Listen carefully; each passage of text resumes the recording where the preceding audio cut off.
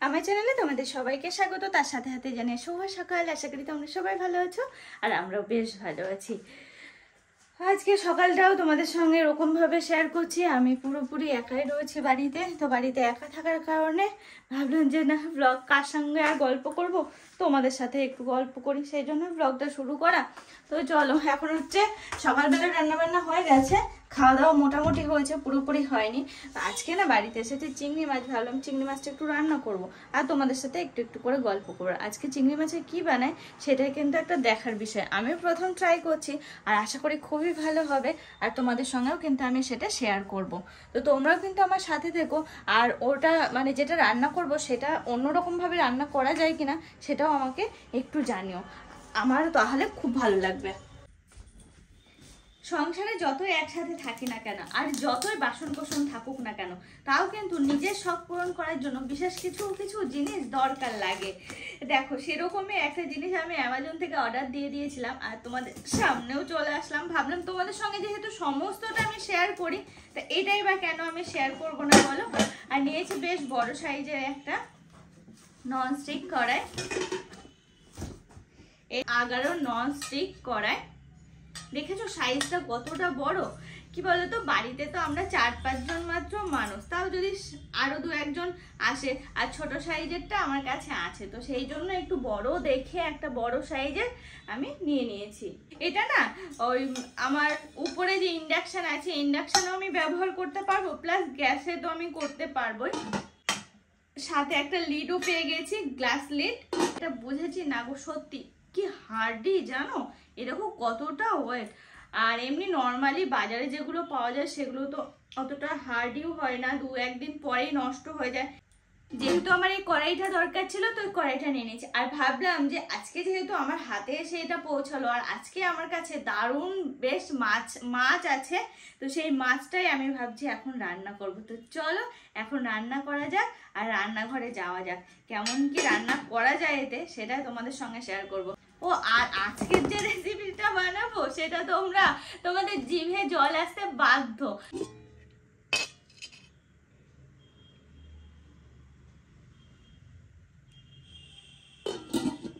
আজকে আমার ইচ্ছা আছে একটু ননস্টিক করে রান্না করা, কারণ নতুন কিছু রান্না করবো। তো আজকে কি রান্না করবো বলো তো, ডাব চিংড়িতে যে সমস্ত মশলাগুলো যায় না, সেম ভাবে রান্না করব, কিন্তু সেটা হচ্ছে কড়াইয়ে করে। মশলা কি কি দিচ্ছি না দিচ্ছি সবটা তোমাদের সঙ্গে শেয়ার করবো, আর তোমরাও আমাকে একটু জানিও যে আর কিছু অ্যাড করা যায় কি। দেখো আমার কাছে না নারকেল কোড়াটা নেই, নারকেল কোড়া লাগে কিন্তু নারকেল কোড়াটা নেই আমার কাছে।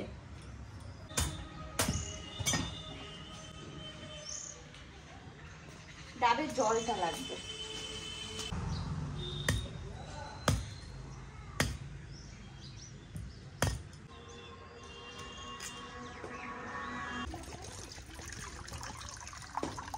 এই দেখো ডাবের জল বার করা হয়ে গেল, এটা দিয়ে আজকে রান্নাটা হবে।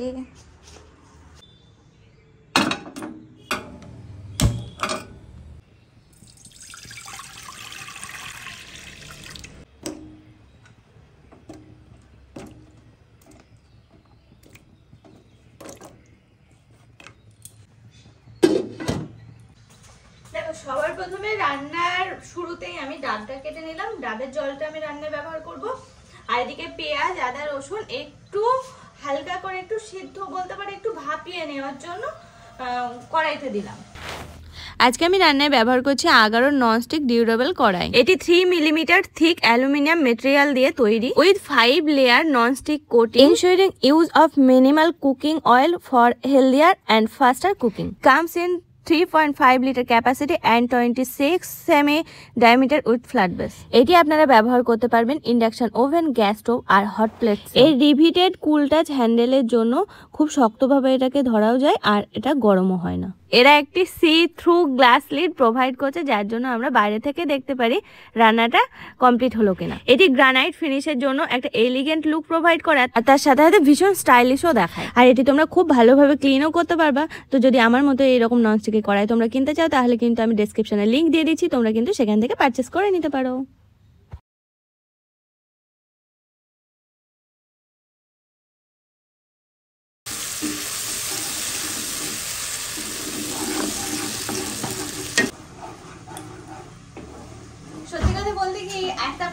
গল্প বলছি তোমাদের সাথে। এখন আমি যে কটা রান্না করছি না, মানে পরপর প্রতিদিন এটা সেটা রান্না করছি, হ্যাঁ এটা সেটা করছি, একটা টেস্টও না খারাপ হচ্ছে না, এত ভালো। আমি শুধু অর্পণকে বলছি আমি তো রাঁধুনি হয়ে গেলাম, বেশ ভালো পাকা রাঁধুনি হয়ে গেলাম, ভালো মতো রান্না শিখে গেছি। আগে তাও লবণটা একটু বেশি হয়ে যেত, এখন না সেটাও হচ্ছে না জানো। আর এই তরকারিটা মানে এই যে এটা তো ডাব চিংড়ির মশলা দিয়ে আমি সমস্ত কিছু বানাচ্ছি। তো ডাব চিংড়িতে যেমন হলুদ দেয় না, আমি চিংড়িতে হলুদ দিয়ে ফেলেছিলাম, আর বাদ বাকিটুকুতে আর হলুদ দেবো না। মশলার মধ্যে এদিকে পেঁয়াজ আদা রসুন যেটা সিদ্ধ করে নিয়েছিলাম, হালকা করে একটু ভাপিয়ে নিলাম, নিয়ে পেস্ট করে নিয়েছি। সেই স্মুথ পেস্টটা দিয়ে এখন একটু নাড়াচাড়া করে তেলটা ছাড়া পর্যন্ত দেখো নাড়াচাড়া করে মোটামুটি মশলাটা পেঁয়াজ রসুন আদাটা কষানো হয়ে গেছে। এবার যে মশলা আছে পোস্ত সর্ষে আর কাঁচা লঙ্কা, কাঁচা পাকা লঙ্কা আর কি, সেটা বেটে নিয়েছি, সেটা এখন দিয়ে আবার একটু নাড়াচাড়া করে নেব।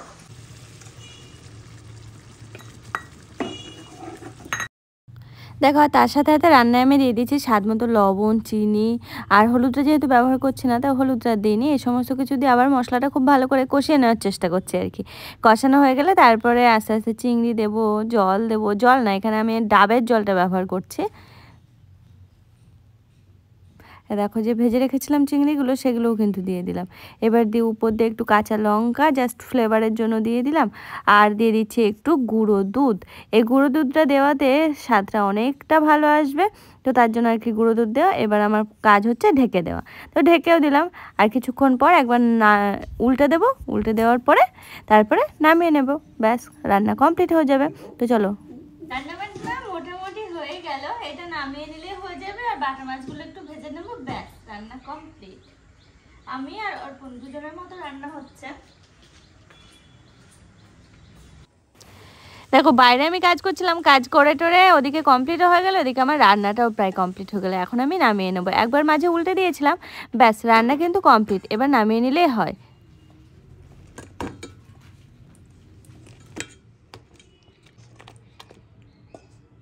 লাগছে একটু দেখে কেমন লাগছে একটু জানিও, ভালো হবে কি হবে না কি মনে হয়। রান্না তো আমি করে ফেললাম চিংড়িটা, তো কেমন হচ্ছে দেখে তোমাদের কি। আমি তো খাবো এক্ষুনি, আমি যেহেতু এখনো সকালের ভাত খাইনি, এটা রান্না করব, বাটা মাছটা ভাজবো, বাটা মাছ দিয়ে এটা দিয়ে ডাল পুঁই শাক চচ্চড়ি সমস্ত কিছু দিয়ে খাবো। যাও বাটা মাছটা এবার ভেজে নিই।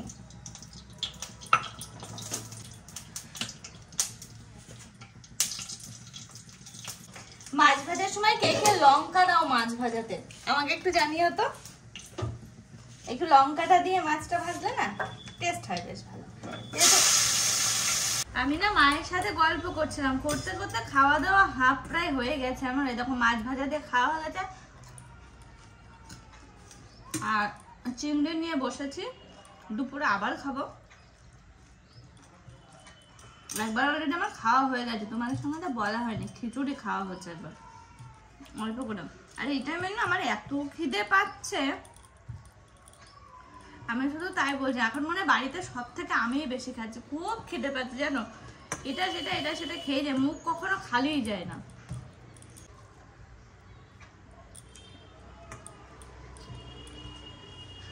ও কি টেস্ট!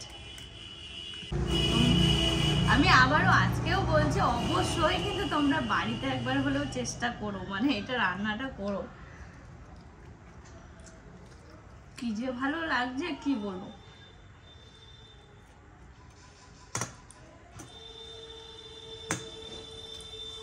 এই দেখো আজকে মা বাড়ি নেই, আর গরুর খাওয়া দাওয়ার দেওয়ার দায়িত্ব হচ্ছে অর্পণের পড়েছে। ও বাজার থেকে আসলো, আড়ত থেকে সবেমাত্র আসলো, এসে যে গরুগুলোকে এখন খেতে দিয়ে তারপরে ওর কাজকর্মে ভিড়বে আবার।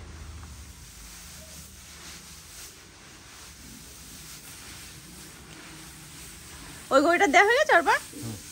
ওটা দেওয়া হয়েছে, এদের দেওয়া হলো, এবার খোল দিতে হবে। কি কি দিলের মধ্যে?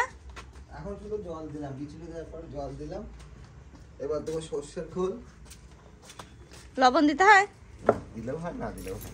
গরুকে তো আগে আমার দাদু যখন পুষতো তখন হচ্ছে লবণ দিত। এখনকার টেকনোলজি আলাদা। সর্ষের খোল দিলে ধানের গুঁড়ো দেওয়া হবে। এগুলো কি বলে, আর ভুসি বলে মনে হয় গমের। আমার হাতে কিছু নেই।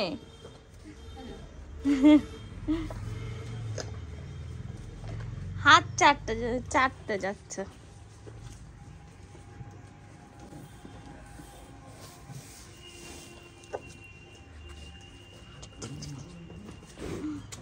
আজকে সবাই গোবর নিচ্ছে। কি গো যেটি কি আছে?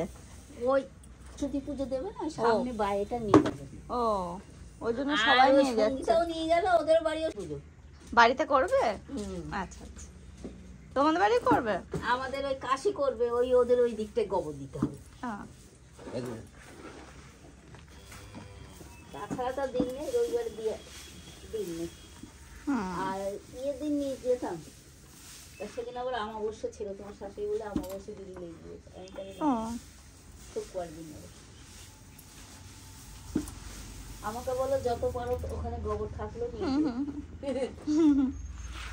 আমি বাড়ি থাকবো না, যা লাগে নিয়ে যাও। আর নেবো না, এক বালতি। এটা হয়ে যাবে? হ্যাঁ হ্যাঁ, বাবা ভারী দিয়ে নিয়ে যাওয়া যাচ্ছে না, পেট ব্যথাই যাচ্ছে। হ্যাঁ, তোর গোবর খুব ভারী। হ্যাঁ, কাদা গোবর একই রকম।